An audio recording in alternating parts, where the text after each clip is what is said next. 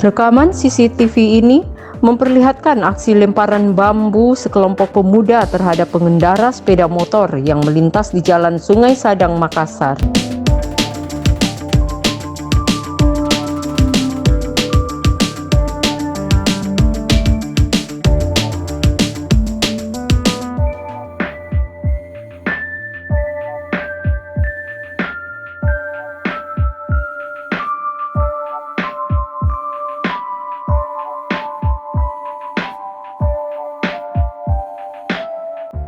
Pengendara itu terjatuh dan tewas di tempat.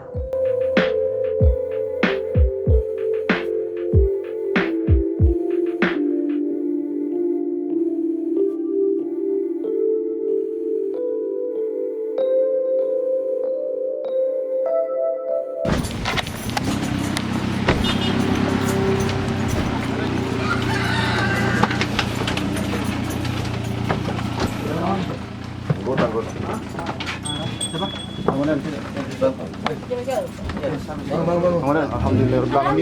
Anu, mana anu? Atas saya anu.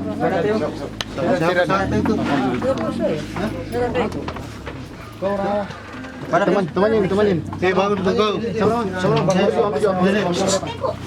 Jangan tanya, pokoknya kerja itu Pak. Polisi. Nah itu. Mana di mana? Ansor.